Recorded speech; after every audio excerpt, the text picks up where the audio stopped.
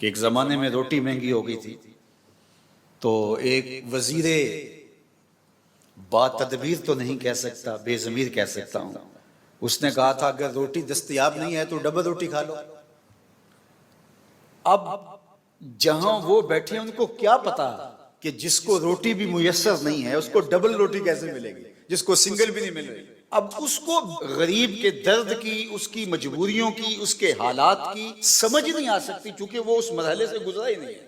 اس نے روٹی کے میسر نہ ہونے کے مفہوم کو کچھ اور سمجھ لیا اور کہا کوئی بات نہیں، روٹی نہیں ملتی تو ڈبل روٹی لے لو۔ تو وہ کیا سمجھے گا؟ ایک زمانے میں جب ہماری رہائشیں اکٹھی ہوتی تھی، یہ غریب کا گھر تھا ایک گلی میں، ساتھ امیر کا گھر تھا، پھر دو غریبوں کے گھر تھے، پھر ایک امیر کا گھر تھا، 10-15 لوگوں کے گھر تھے گلی کے اندر، 2-3 امیر ہوتے تھے، 8-10 غریب ہوتے تھے، اور 5-6 لوگ متوسط ہوتے تھے، اور یہ ایک چھوٹی سی فیملی بھی ہوتی تھی۔ ان غریبوں کا خیال امیر رکھتے تھے اور متوسط ایک دوسرے کا خیال رکھتے تھے۔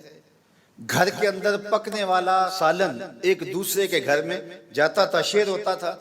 حضور نے فرمایا عائشہ ہمسائے کو سالن بھیجو اور اس کو حقیر نہ جاننا، چاہے وہ بکری کا کھر ہی کیوں نہ ہو۔ اور میرے اور آپ کے آقا و مولا نے فرمایا کہ اپنے گوشت کی خوشبو سے غریب ہمسائے کو تکلیف نہ دو، یا تو تھوڑا سا پانی زیادہ ڈال لو اور شوربے کی پیالی ہمسایوں کے گھر بھی بھیج دو۔ اور اگر ایسا نہیں کر سکتے تو ایسے زاویوں اور ایسے وقت کے اندر کھانا پکاؤ کہ غریب کے بچوں تک اس کی خوشبو نہ پہنچ پائے، کہ وہ اگر ضد کر بیٹھا اپنے ماں باپ سے تو ماں باپ اس ضد کو پورا نہیں کر پائیں گے۔ لوگ پھل بھی لاتے تھے، یا تو چھپا کے لاتے تھے اور یا پھر وہ تھوڑا سا پلیٹ میں ڈال کر کے ہمسایوں کے گھر بھی بھیج دیتے تھے۔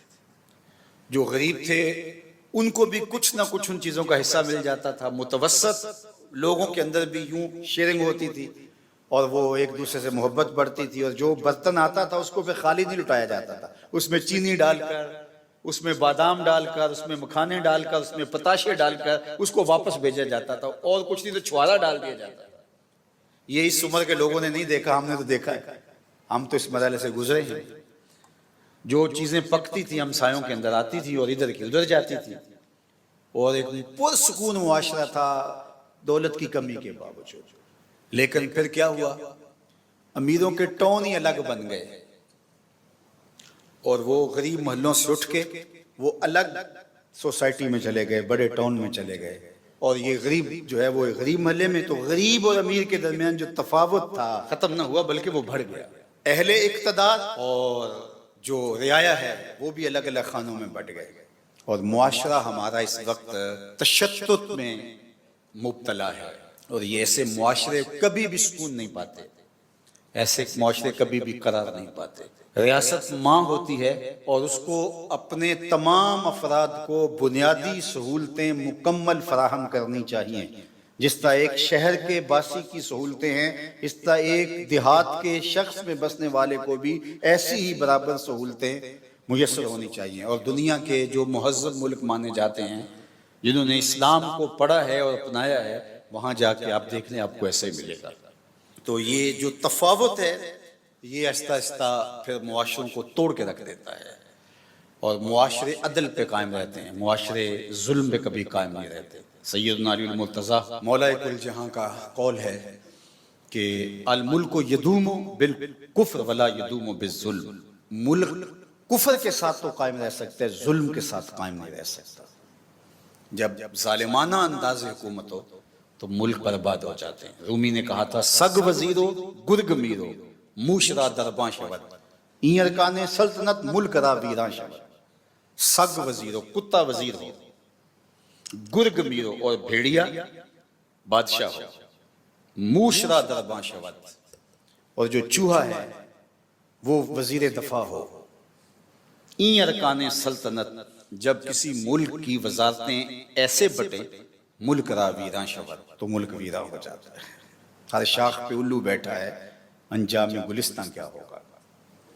یہ 14 اگست گزرا ہے اور اس مرتبہ پہلی مرتبہ لوگوں نے برملا کہا کہ ہمیں آزادی منانے کی، جشن منانے کی کوئی ضرورت نہیں، کسی نے پاکستان کے نظریے پہ بات کی، کسی نے جھنڈے پہ بات کی، کسی نے بانیان پاکستان کا مذاق اڑایا، کسی نے کچھ کیا۔ باہر کے کیرا گلی میرا مسوس، فارسی کا ایک ضرب المثل ہے، باہر کے کیرا گلی میرا مسوس، اگر گدڑی میں کمبل میں پسو پڑ جائیں تو اس کو جھاڑ کر کے پسو ہٹائے جاتے ہیں، کمبل نہیں جلایا جاتا۔ دانش مند آدمی کبھی بھی کمبل نہیں جلاتا، پسو ہٹاتا ہے۔ اس میں ملک کا کیا قصور ہے، نظری کا کیا قصور ہے؟ یہ جو پسو پڑ گئے ان کو ہٹاؤ۔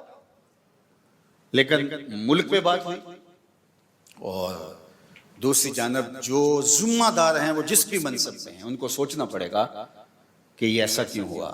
بے وجہ ساری چیزیں نہیں ہوتی، اس کے پیچھے کچھ عوامل ہوتے ہیں جس کے نتیجے کے اندر اس طرح کے ذہن پنپتے ہیں۔